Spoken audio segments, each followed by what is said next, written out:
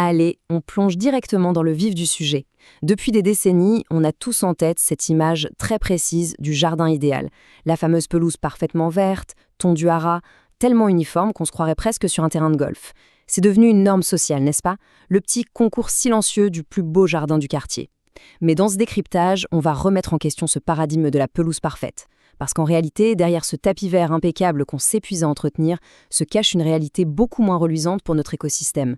Posez-vous la question 2 secondes. Pourquoi est-ce qu'une herbe très courte est devenue le symbole ultime de la propreté et du succès? On a fini par associer la moindre herbe haute à de la négligence. Et pourtant, cette norme a un coût caché monumental. Une pelouse tondue à ras toutes les semaines, c'est souvent un véritable désert écologique invisible. La petite faune n'y trouve pas à manger, elle n'a nulle part où se cacher. Alors il est vraiment temps d'explorer pourquoi un changement de mentalité est non seulement indispensable, mais surtout profondément bénéfique pour tout le monde. Voici comment on va aborder tout ça aujourd'hui. On va d'abord déconstruire cette illusion de la pelouse parfaite, puis on ira voir le trésor de biodiversité qui se cache dans les herbes hautes. Ensuite, on parlera de l'impact sur le climat et sur votre portefeuille. Et on terminera sur une note très pratique, comment réinventer l'esthétique de son jardin avec la tonte différenciée. On attaque donc tout de suite avec notre première partie, repenser complètement ce fameux tapis vert. Soyons très clairs là-dessus. Laisser sa tondeuse au garage, ce n'est absolument pas un signe de paresse.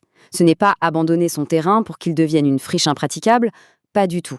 En fait, c'est l'adoption d'une approche beaucoup plus intelligente et respectueuse du vivant. C'est une vraie vision de gestion écologique. On décide, en pleine conscience, de laisser la nature respirer un peu pour recréer un équilibre qui a disparu.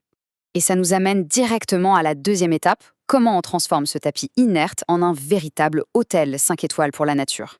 Quand on compare les deux méthodes, c'est littéralement le jour et la nuit. D'un côté, avec la tonte hebdomadaire, on a une diversité florale proche du néant. Juste de l'herbe, point. Pour les animaux, c'est un terrain à découvert ultra dangereux, sans pollinisateurs et sans nourriture pour les oiseaux. Mais de l'autre côté, avec une prairie plus sauvage, c'est l'explosion de la vie. La diversité florale grimpe en flèche avec des trèfles et des pâquerettes. Ça devient un abri sûr, un peu plus frais, et un buffet à volonté pour les oiseaux et les insectes pollinisateurs. Concrètement, ça donne quoi sur le terrain? Ces fameuses mauvaises herbes qu'on passe notre temps à traquer, comme les pissenlits ou les trèfles, ce sont en fait des festins vitaux pour les abeilles au début du printemps. L'herbe haute va créer un petit microclimat super frais à sa base, parfait pour les carabes. Vous savez, ces petits scarabées qui sont d'excellents prédateurs naturels pour les limaces. Ça offre aussi une cachette indispensable pour les hérissons, qui sont malheureusement en grand déclin, et logiquement, qui dit retour des insectes, dit retour des oiseaux, comme les moineaux ou les rouges-gorges. Tout l'écosystème se remet en marche. C'est fascinant de voir à quelle vitesse la vie revient. Mais passons à la troisième partie, car il n'y a pas que les petits oiseaux qui y gagnent. Il y a aussi le climat et votre portefeuille. Parlons d'abord de ce qui saute aux yeux, ou plutôt aux oreilles. Moins de tondeuses, c'est instantanément un week-end beaucoup plus calme pour tout le voisinage. Adieu les nuisances sonores du samedi après-midi. Ensuite, financièrement, c'est du bonus. On arrête de brûler de l'essence ou de consommer de l'électricité pour la machine et on arrête d'acheter des sacs d'engrais hors de prix. Sans compter qu'on élimine direct les émissions de CO2 et les particules fines que recrachent les tondeuses thermiques. Mais le vrai secret de ce système, c'est l'effet iceberg. Ça se passe sous la terre. Une herbe qu'on coupe très court tout le temps, c'est une plante qui est en stress permanent. Ses racines restent bloquées entre 5 et 10 cm sous la surface, le sol devient dur comme de la pierre et à la première sécheresse, tout jaunit. A l'inverse, si on laisse l'herbe vivre sa vie, ses racines vont plonger à plus de 30 cm de profondeur. Et ça, c'est magique. Ces racines profondes agissent comme une éponge géante. Elles aèrent la terre naturellement et retiennent l'eau de pluie, ce qui rend la prairie super résistante sans la moindre goutte d'arrosage. Et c'est là qu'on touche à un point absolument crucial, la notion de puits de carbone. Vous le savez, grâce à la photosynthèse, les plantes absorbent le CO2 de l'air. Quand on laisse une pelouse développer ce système racinaire profond, une grande partie de ce carbone est littéralement piégée dans le sol de manière durable. Une pelouse qu'on ne tond plus devient donc une véritable machine de stockage de carbone. C'est pas juste une question de jolies fleurs, c'est une action super puissante et directe contre le réchauffement climatique. On en vient donc à la quatrième partie, parce que oui, le gros frein à tout ça, c'est le regard des autres. Comment on réinvente l'esthétique pour accepter cette beauté un peu plus sauvage? Vous connaissez peut-être le célèbre paysagiste Gilles Clément. Il a développé un concept fascinant qu'il appelle le jardin en mouvement. L'idée est brillante. Au lieu de s'épuiser à contrôler la nature de manière rigide, on l'accompagne. Laisser pousser une zone d'herbe haute n'est plus vu comme un terrain laissé à l'abandon, c'est un choix esthétique, une vraie démarche poétique. On valorise le mouvement du vent dans les herbes, les textures qui changent avec les saisons. C'est une toute nouvelle façon de concevoir l'harmonie. Alors attention, le but n'est pas d'avoir une jungle impénétrable. Il y a des techniques de design redoutables pour ça. Par exemple, tondre de belles allées sinueuses à travers les herbes hautes. Ça crée des chemins super invitants. On peut aussi garder des bordures bien nettes le long des terrasses ou laisser des îlots sauvages autour de certains arbres. Ce contraste visuel entre le tondu et le sauvage envoie un message très clair. Cet espace est pensé, il est entretenu, il y a une vraie intention architecturale derrière.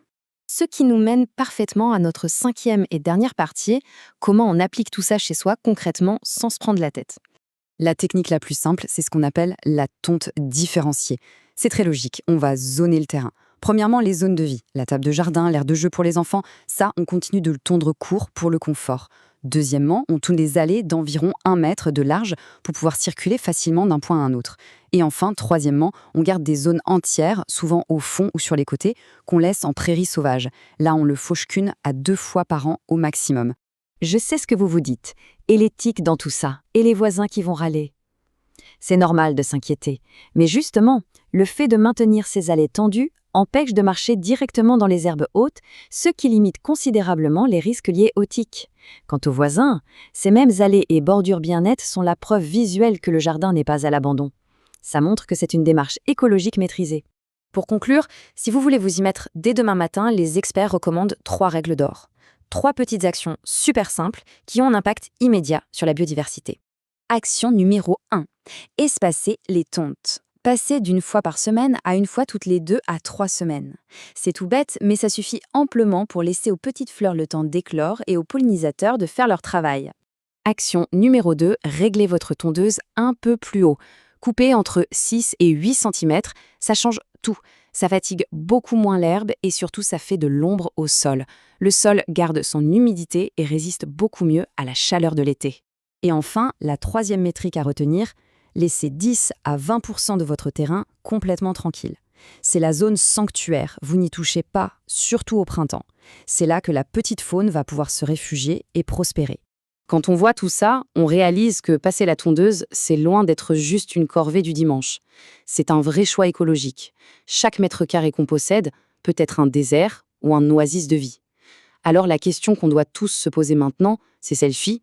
Est-ce qu'on continue à se battre sans fin contre la nature ou est-ce qu'on accepte de transformer nos espaces en véritables sanctuaires pour la vie ? La solution, finalement, elle pousse toute seule, juste là, sous nos pieds.